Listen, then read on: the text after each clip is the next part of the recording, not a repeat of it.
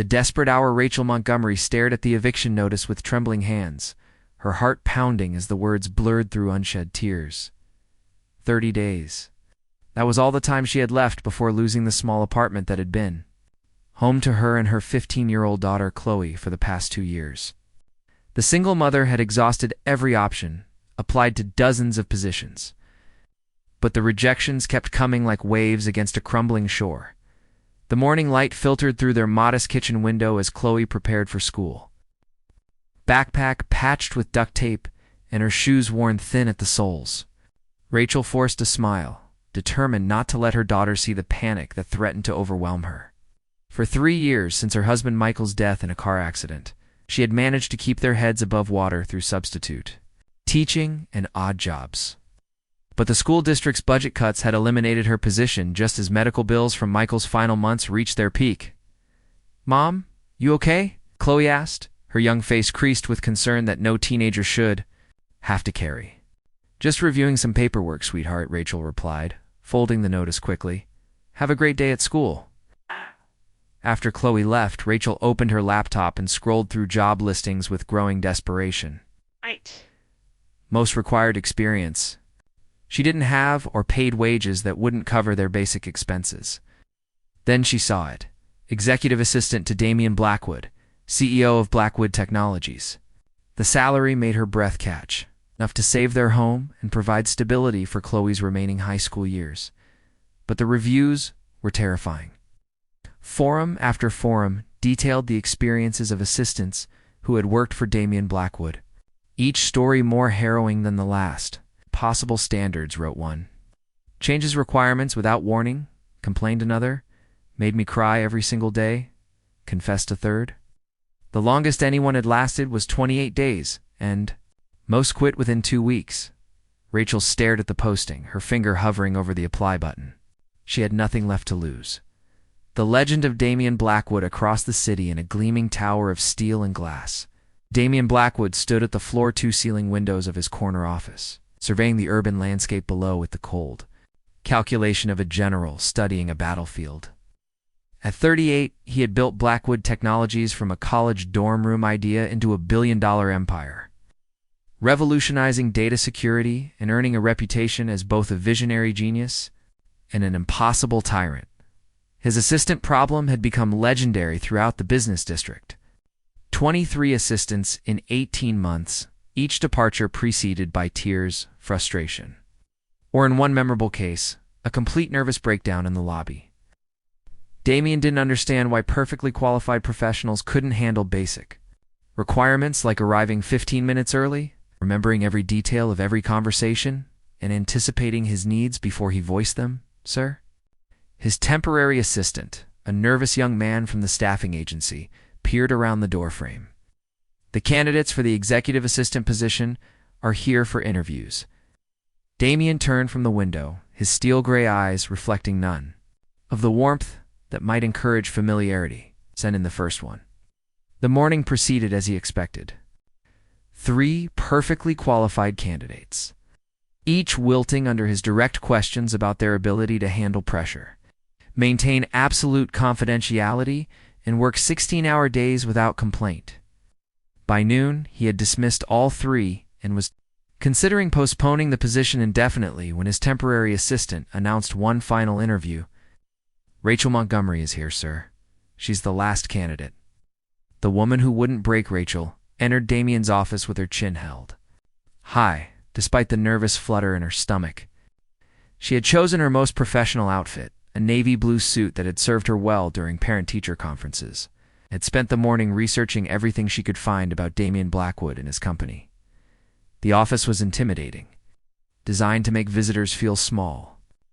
Expensive art lined the walls, and the mahogany desk was large enough to host a dinner party. But Rachel had faced down rooms full of teenagers, angry parents, and unsympathetic administrators. One man in an expensive suit, no matter how formidable. His reputation was manageable. Damian studied her as she approached, noting the confident stride, the direct eye contact, the way she didn't fidget with her purse or smooth her skirt. Most candidates were visibly intimidated before he spoke a word. "Ms. Montgomery," he said, not inviting her to sit.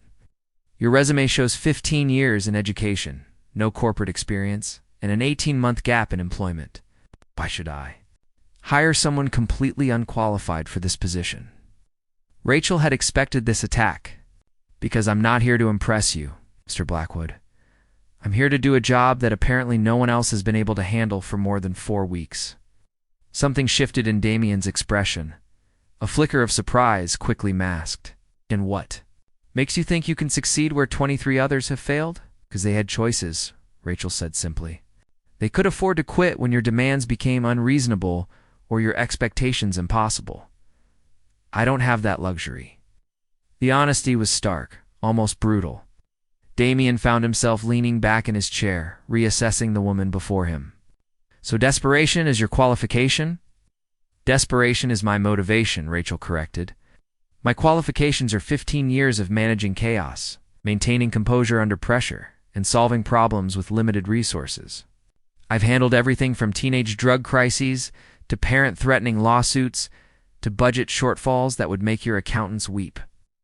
If you think running a classroom of 30 adolescents is easier than managing your calendar, you've clearly never been a teacher. The Damien was quiet for a long moment, studying Rachel with new interest. Her directness was refreshing after a morning of stammered responses and nervous pleasantries. Tell me about your gap in employment. My husband died 3 years ago, cancer. The medical bills consumed our savings, and I spent 18 months juggling substitute teaching with caring for him during his final months. When he passed, I needed steady income, but the school district eliminated my position due to budget cuts. In your current financial situation? Rachel hesitated, then decided complete honesty was her only option. I have 30 days before eviction. My daughter is 15 and brilliant, but she needs scholarships for college because I can't save money I don't have. This job represents the difference between stability and homelessness. Damien had never had an interview candidate lay out their personal crisis so starkly. Most people tried to hide their desperation, to appear professionally polished despite underlying problems. Rachel's transparency was either incredibly naive or remarkably strategic. The position requires absolute discretion, he said. You would be privy to confidential information worth millions of dollars. How do I know you won't sell corporate secrets to pay your bills? Rachel's expression hardened. Because integrity isn't for sale regardless of financial pressure. Never compromise my principles for money, and I won't start now, but I'll make you a deal, Mr. Blackwood. Hire me on a trial basis. 1 month. If I fail to meet your standards, or if you question my trustworthiness, I'll resign immediately with no severance and no complaints. The unexpected decision, the offer, caught Damien off guard. No candidate had ever proposed their own probationary period or waived severance rights. Most demanded to know about benefits, vacation time, and workplace policies. Rachel Montgomery was proposing to work without a safety net, betting everything on her ability to succeed where others had failed. You realize my previous assistants have described working here as professional torture? Then perhaps the problem isn't with your assistant's capabilities, but with your management approach, Rachel said calmly. If 23 qualified people have failed at the same job, either you're hiring poorly or you're creating an impossible work environment. Since I assume you're intelligent enough to recognize qualified candidates, the issue must be structural. Eyebrows rose. No one had ever suggested his management style might be flawed, and you think you can fix that? I think I can survive it long enough to understand it. Maybe even improve it if you're genuinely interested in having an assistant who lasts longer than a month. The woman was either brilliant or insane, possibly both. Damien found himself genuinely curious about which it would prove to be. Salary is $60,000 annually, he said abruptly. Hours are 7:32 whenever I dismiss you, which could be well past 8 in the evening. No sick days during your first 90 days, no personal calls during business hours, and absolutely no drama of any kind. Can you handle those requirements? Yes. Most candidates ask about vacation time, health benefits, or workplace policies. Rachel met his gaze steadily. Most candidates have the luxury of being selective. I need this job, Mr. Blackwood, and I'll earn every dollar you pay me. When do I start? The leap of faith. Damien studied Rachel for another long moment, noting the determined set of her shoulders, the steady eye contact, the complete absence of the nervous energy that had characterized every other candidate. She was either the solution to his assistant problem or the most expensive mistake he would make all year. Monday morning, 7:15 sharp, he said finally. Miss Montgomery, I should warn you that I have very specific expectations. I don't repeat instructions, I don't accept excuses, and I don't provide emotional support when the work becomes challenging. I wouldn't expect you to, Rachel replied, rising from her chair with dignity intact. But Mr. Blackwood, I should warn you that I don't break easily and I don't quit. As she walked toward the door, Rachel paused and turned back. One more thing, your previous assistants weren't incompetent, they were just the wrong fit for what you actually need. Question is whether you're ready for someone who might actually work out? The door closed softly behind her, leaving Damien alone with the unusual sensation of having been interviewed rather than conducting one. For the first time in months, he found himself genuinely curious about what Monday morning might bring. Rachel. Montgomery was either going to save his professional life or drive him completely insane. Given his track record, both outcomes seemed equally possible as Rachel walked through the lobby. Her heart pounded with a mixture of terror and exhilaration. She had just committed to working for the most demanding boss in the city, with no backup plan and everything to lose. But for the first time in months, she felt something that had been missing since Michael's death. Hope. 30 days to prove herself. 30 days to save her home and provide security for Chloe. 30 days to discover whether Damien Blackwood was truly impossible, or just impossibly lonely. The real test was about to begin. The first day, Monday morning, arrived with the crisp certainty of autumn, and Rachel stood outside Blackwood Technologies at exactly 7:15, her heart hammering against her ribs. She had spent the weekend researching corporate protocols, reviewing everything she could find about Damien's business philosophy, and preparing Chloe for the demanding schedule that lay ahead. The security guard, a kindly man named George, smiled. As she approached the desk, "You must be the new assistant. 24th time's the charm, right?" Rachel managed a nervous laugh. "Let's hope so." The elevator ride to the 40th floor felt endless, and each ascending number marking her passage into a world where failure meant losing everything. When the doors opened, she found herself in an elegant reception area that looked more like a museum than an office. Abstract sculptures occupied glass pedestals, and oil paintings that probably cost more than her annual rent lined the walls. Patricia Wells, the HR director, appeared from around the corner, carrying 2 cups of coffee and wearing an expression of maternal concern. "Right on time, dear. How are you feeling?" "Terrified and determined in equal measure," Rachel admitted. "Good combination for this job," Patricia said with a knowing smile. "He's been here since 6, which is unusual even for him. I think you made quite an impression." Rachel's desk sat in the reception area outside Damien's office, positioned to control access while maintaining clear sightlines to his door. The workspace was elegant but impersonal, equipped with top-of-the-line technology and absolutely nothing that suggested the previous occupants had made any personal mark on the space. At precisely 7:30, Damien's office door opened, and he emerged carrying a stack of files that looked thick enough to contain the entire history of corporate America. He wore a charcoal gray suit that emphasized his tall frame and made his steel-colored eyes appear almost luminous in the morning light. "Ms. Montgomery." His voice carried the same commanding tone she remembered from Friday's interview. "My office." Immediately.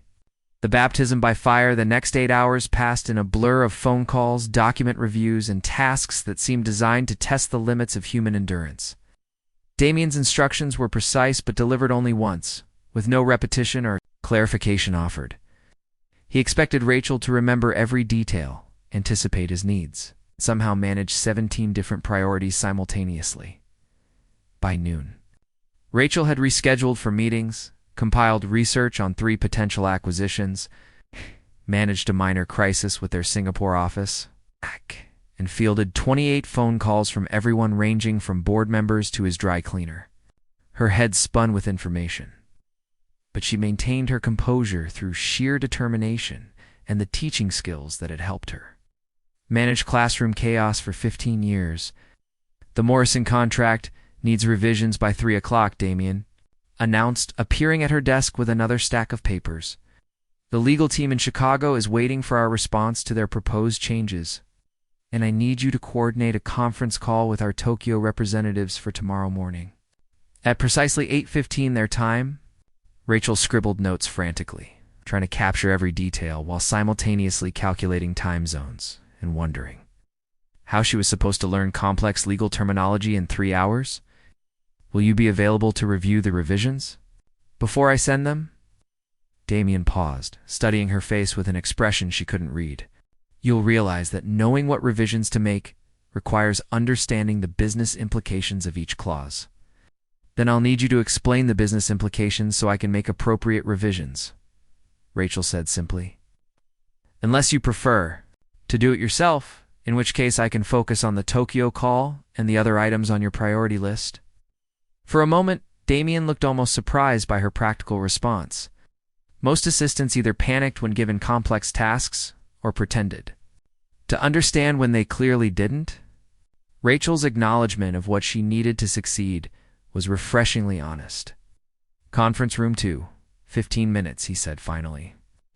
Bring the Morrison file and be prepared to take detailed notes. The unexpected tutorial, the conference room, was another study in expensive minimalism, dominated by a table that could seat 20 people and equipped with video. Conferencing technology that probably cost more than Rachel's car. Damien spread the Morrison contract across the polished surface and began explaining the intricacies of intellectual property licensing with the patience of someone who genuinely wanted her to understand. Rachel found herself fascinated despite the overwhelming complexity. Damien's mind worked with laser precision, identifying potential problems and crafting solutions with the kind of strategic thinking that had built his empire. When he focused on teaching rather than intimidating, his brilliance became apparent in ways that had nothing to do with his demanding reputation. The Tokyo team will push for broader licensing rights, he explained, pointing to a specific clause. But agreeing to their terms would compromise our competitive advantage in the Asian markets. Your job is to find language that protects our interests while giving them enough flexibility to close their deals. What if I propose alternative compensation structures instead of broader rights? Rachel suggested, studying the document. Higher royalty percentages in exchange for geographic limitations? Damien looked up sharply, his gray eyes focusing on her with new intensity. Explain your reasoning. They want broader access because they're worried about revenue limitations. If we can guarantee higher profits within restricted parameters, they might accept narrower rights. It's like negotiating with parents who want their children in advanced classes. Sometimes you have to show them a different path to the same goal. The comparison to parental negotiations made Damien's mouth twitch in what might have been the beginning of a smile.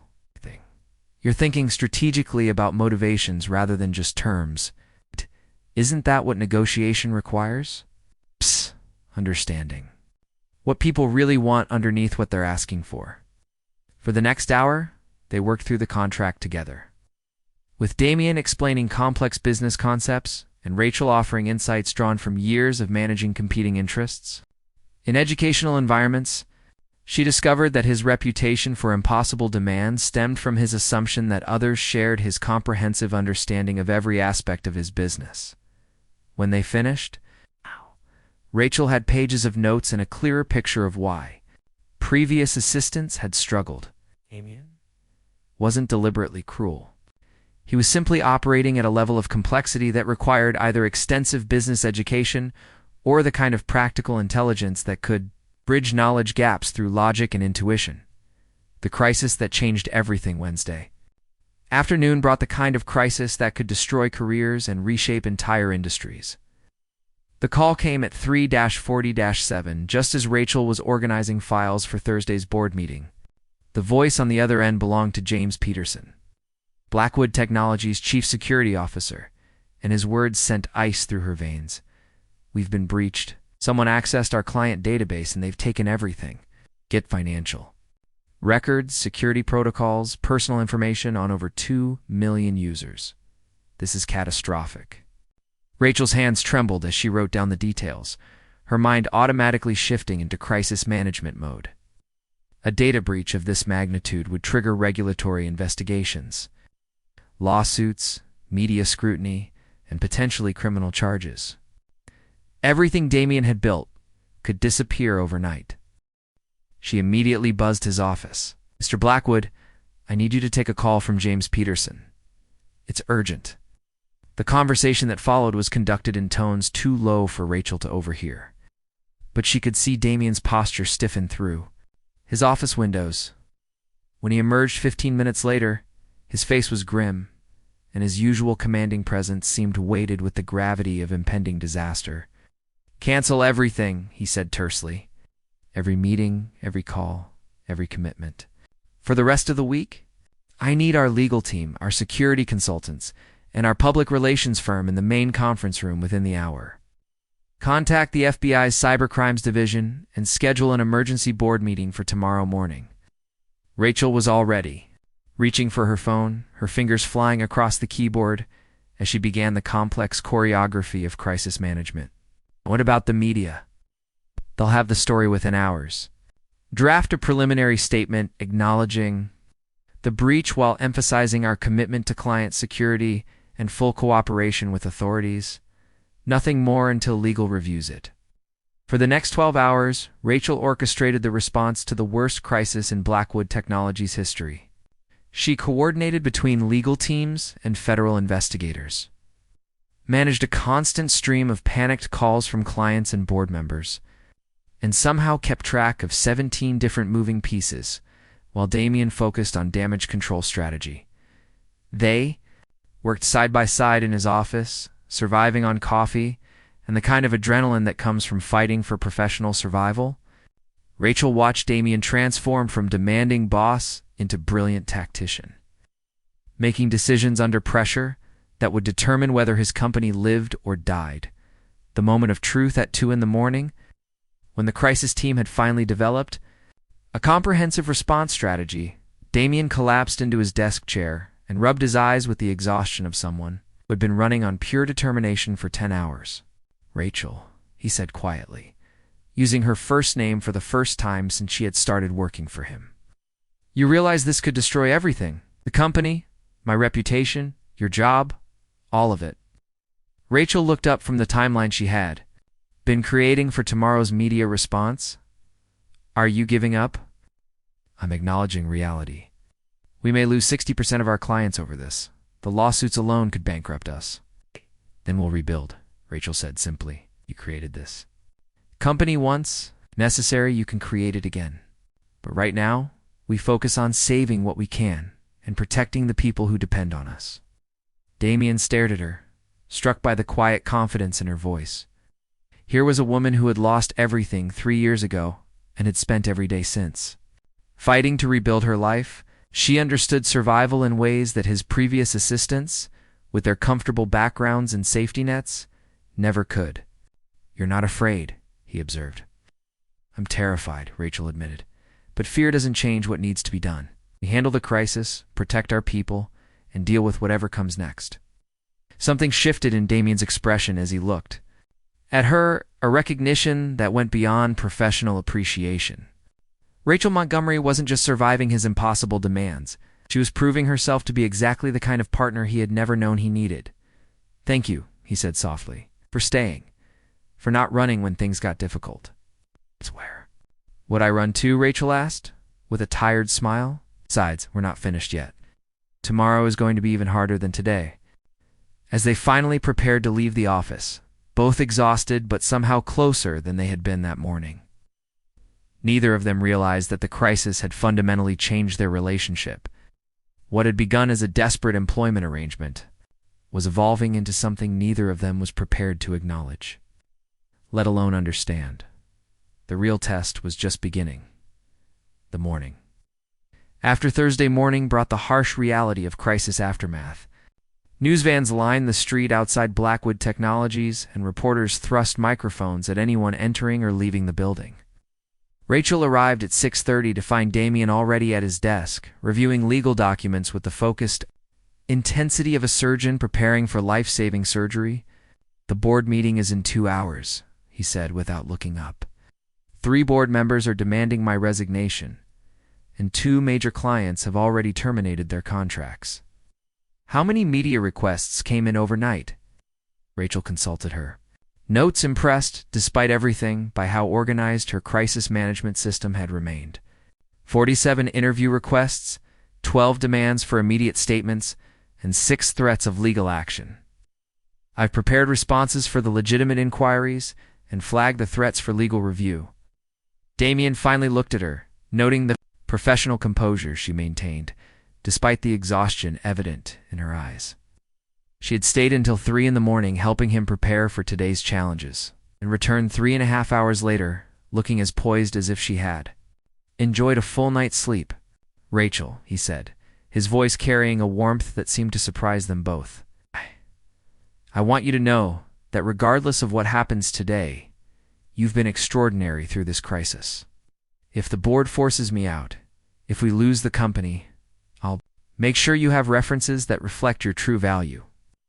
The unexpected kindness in his words made Rachel's chest tighten with an emotion she wasn't prepared to examine. "We're not losing anything," she said firmly. "You built something remarkable here, and one security breach doesn't erase 15 years of innovation and success. You have a lot of faith in someone you've known for less than a week. I have faith in competence and character. You've demonstrated both." The board meeting, the boardroom, felt like a courtroom, as 12 of the most powerful business leaders in the city took their seats around the mahogany table. Rachel sat in the corner with her laptop, ready to take notes and provide support, but feeling the weight of hostile scrutiny from several board members who clearly viewed her presence as inappropriate. Damien presented the crisis response strategy with the calm authority that had made him a legend in the tech industry, outlining steps already taken, resources deployed, and timeline for full system security restoration. He accepted responsibility for the breach, while emphasizing the company's immediate and comprehensive response. The question, said board member Carolyn Fisher, her voice sharp with disapproval, is whether your leadership has become a liability. "This breach occurred under your watch. Your management style has created a revolving door of personnel that suggests systematic problems." Rachel felt anger flare in her chest at the unfair characterization, but she remained silent, watching Damien field criticism with professional grace while internally building a case for his defense. When Fisher finished her attack, board member Robert Chen leaned forward. "Damien, we've supported your vision for 15 years. But this crisis raises serious questions about operational oversight. Perhaps it's time to consider transitional leadership." The suggestion hung in the air like a death sentence. Rachel could see the impact on Damien's face, the way his jaw tightened and his hands stilled on the conference table. This was his life's work, and they were discussing taking it away because of one catastrophic but unforeseeable security failure. "If I may," Rachel said quietly, her voice cutting through the tension with unexpected authority. 12 pairs of eyes turned toward her, most expressing surprise that a secretary would dare to interrupt a board meeting. Damien looked alarmed, clearly concerned that her intervention might make things worse. "Ms. Montgomery," Fisher said coldly, "this is a closed board meeting, and I'm Mr. Blackwood's executive assistant, which means I have detailed knowledge of his leadership during this crisis that might inform your decision," Rachel replied calmly, "unless you prefer to make judgments without complete information." The defense. Rachel rose from her chair with the quiet confidence she had developed during 15 years of facing hostile audiences in parent-teacher conferences and school board meetings. She had defended budgets, policies, and student welfare against people who thought education was a business expense rather than a social investment. Defending Damien against unfair criticism felt like familiar territory. "In the past 72 hours, I've watched Mr. Blackwood coordinate response efforts with federal investigators, manage client relationships under extreme pressure, and make strategic decisions that will minimize long-term damage to the company." She began, her voice steady and professional. His so-called management style has actually proven to be exactly what was needed during this crisis. He demanded perfection from previous assistants because he understood the stakes involved in maintaining client trust and operational security. The breach occurred despite security protocols, not because of management failures. Board member James. Walsh shifted uncomfortably. Ms. Montgomery, while we appreciate your loyalty to your employer, you've been here less than a week. You hardly have perspective on systemic issues. You're right. I don't have long-term perspective, Rachel agreed. But I have extensive experience managing crises in high-pressure environments. And I can tell you that leadership quality becomes crystal clear when everything falls apart. Mr. Blackwood didn't panic, didn't blame others, and didn't make decisions based on fear or self-preservation. He immediately took responsibility and focused on protecting clients and employees. She moved to the presentation screen and pulled up the timeline she had created. Here's what actually happened during the first 12 hours of this crisis. While most CEOs would have been calling lawyers and PR firms, Mr. Blackwood was coordinating with law enforcement and personally calling major clients to explain the situation before they heard it from media reports. The board members studied the timeline, seeing for the first time the comprehensive scope of Damien's immediate response. Rachel had documented every decision, every call, every strategic choice that demonstrated crisis leadership rather than crisis avoidance. Furthermore, Rachel continued, the personnel turnover issue reflects incompatibility, not incompetence. Mr. Blackwood requires assistants who can function at his intellectual and operational level. Previous assistants failed not because he was unreasonable, but because the position demands capabilities that are genuinely rare. She looked directly at Fisher. You wouldn't expect an elementary school teacher to successfully perform brain surgery, regardless of their general intelligence. The executive assistant position here requires specific skills that most people simply don't possess. The turnover reflects hiring challenges, not management failures. The revelation Damien watched Rachel defend him with growing amazement and something deeper that he wasn't ready to name. She had transformed his professional crisis into a teaching moment, using data and logic to dismantle emotional arguments while demonstrating exactly the kind of strategic thinking that made her invaluable. Ms. Montgomery raises valid points, Chen admitted reluctantly. But the fact remains that this breach could cost us hundreds of millions in lawsuits and lost business. It could, Rachel agreed. But removing the CEO who best understands the technical and strategic implications of the crisis would guarantee that outcome. You have two choices. Support the leader who has the best chance of navigating this successfully, or change leadership and accept certain failure. She returned to her seat, having said everything she intended to say. The board members exchanged glances, processing arguments they hadn't expected to hear from someone they had initially dismissed as irrelevant. After 40 minutes of private deliberation, the board voted to maintain Damien's leadership while implementing enhanced oversight and security protocols. It wasn't a complete victory, but it was survival. It's the acknowledgement that evening. Long after the board had departed and the media had moved on to other stories, Rachel found herself alone in the office with Damien, both of them exhausted but oddly exhilarated by having survived the worst day in the company's history. You didn't have to do that, Damien said quietly, pouring 2 glasses of wine from a bottle, kept in his office for occasions that either demanded celebration or required medicinal alcohol. Defending me to the board could have cost you your job. If they had reacted badly. They needed to hear the truth, Rachel replied, accepting the wine gratefully. Besides, unemployed is unemployed. Better to lose a job defending someone who deserves it than to keep quiet and watch injustice happen. Damien studied her face in the soft lighting of his office, noting the way exhaustion had softened her professional edges and revealed something more personal underneath. Rachel, can I ask you something? Of course. Why did you really take this job? Not the practical reasons about rent and bills, but the real reason. You could have found other positions, probably easier ones with better work-life balance. Rachel was quiet for a moment, considering how much truth she was prepared to reveal. Because you reminded me of my daughter when she's working on something that really matters to her. Completely focused, demanding perfection, impatient with people who don't understand why the details are so important. The comparison surprised him. I remind you of a 15-year-old. You remind me of someone who cares so deeply about getting things right that you forget other people don't share your urgency, Rachel clarified.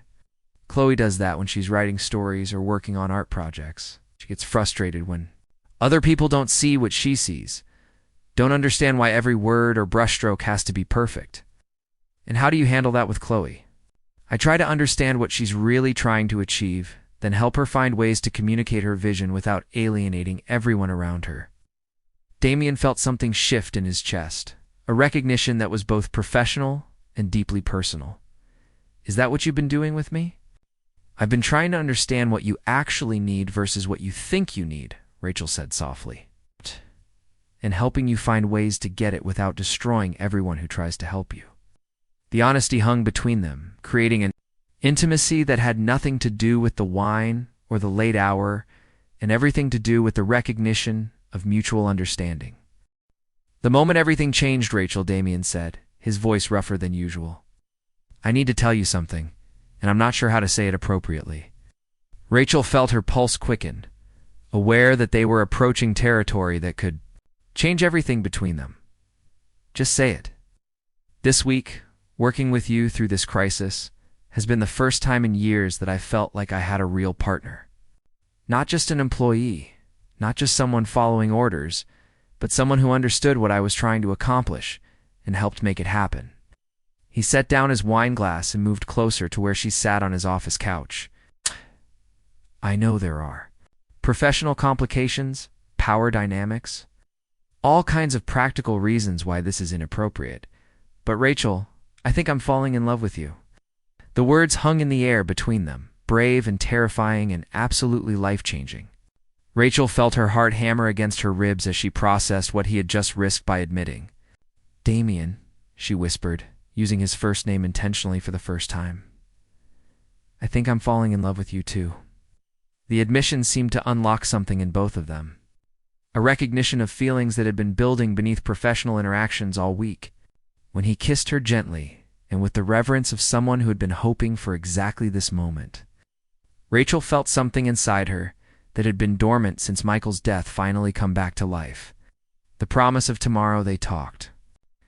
Until dawn, sharing stories about their lives, their dreams, their fears about the future, Damien told her about the loneliness of success, the way wealth and power had isolated him from genuine human connection. Rachel described the struggle of single parenthood, the weight of being solely responsible for another person's future and happiness. What happens now? Rachel asked, as morning light began filtering through his office windows. Now, we figure out how to build something real together, Damien said, his arm around her shoulders as they watched the city wake up below. It won't be easy. There will be gossip, complications, questions about professional ethics. I can handle. Gossip, Rachel said firmly. What I can't handle is pretending this didn't happen or that what we found together isn't worth protecting. Then we don't pretend, Damien agreed. We're honest about what we want and brave enough to fight for it. As they prepared to leave the office and face whatever challenges the day might bring, both Rachel and Damien understood that their lives had fundamentally changed. What had begun as a desperate employment arrangement had evolved into something neither of them had expected, but both of them were prepared to defend. Love, they discovered, was worth every risk it required. When Rachel finally arrived home that morning, she found Chloe waiting in the kitchen with a knowing smile and a cup of coffee. So her daughter said with teenage directness, Are you going to tell me about the billionaire you're falling in love with? Or do I have to pretend I don't notice that you're practically glowing? Rachel laughed, pulling her daughter into a hug that felt like coming home. How did you get so wise?